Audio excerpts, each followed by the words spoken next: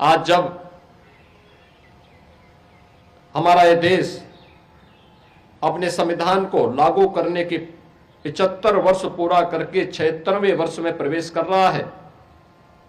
तो स्वाभाविक रूप से हम सबके सामने जो एक लक्ष्य है कि विकसित भारत का निर्माण करना,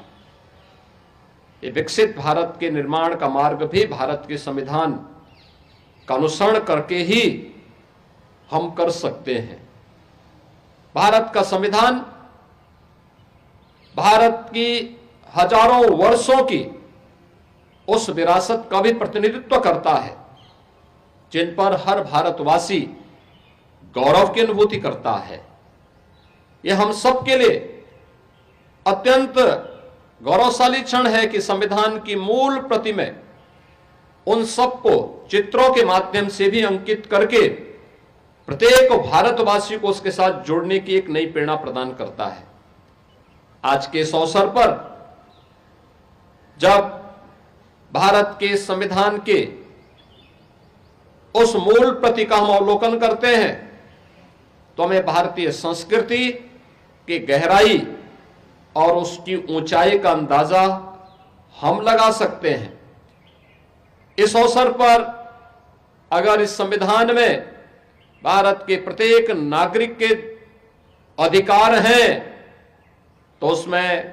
प्रत्येक नागरिक के लिए उसके कर्तव्य भी हैं।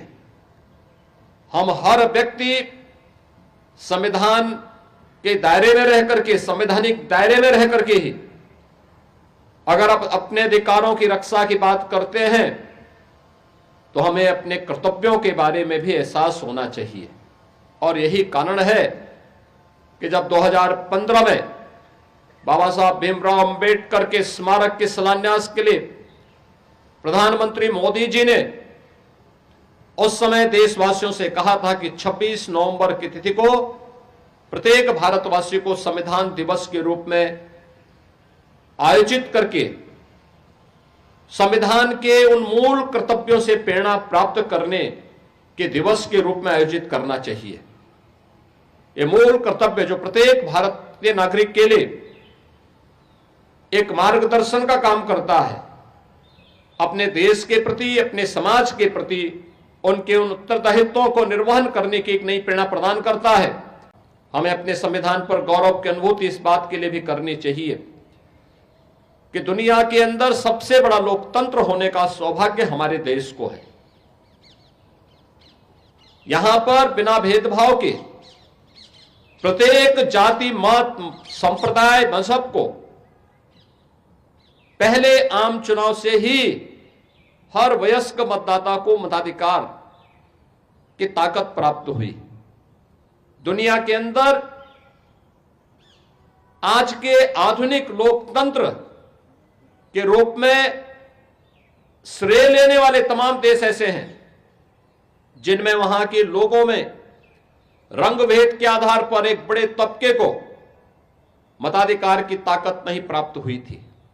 यहां तक कि आधी आबादी महिलाओं को भी उन देशों में यह ताकत तब मिली जब भारत अपने यहां पहले दिन से ही इसे लागू कर चुका था। यह सब कुछ हुआ भारत माता के महान सपूत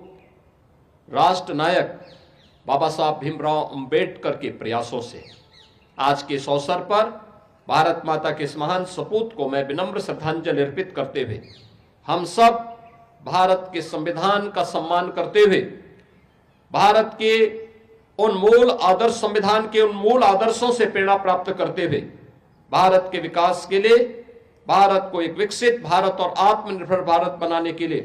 प्राण प्रण से जुटे। जो जिस क्षेत्र में कार्य कर रहा है वह व्यक्ति अगर अपने कर्तव्यों का ईमानदारी पूर्वक निर्वहन करेगा तो आने वाले समय में अगले 25 वर्ष का जो एक संकल्प पूरे देशवासियों को प्रधानमंत्री मोदी जी ने दिया है, इन 25 वर्षों में एक विकसित भारत हम सबके सामने होगा।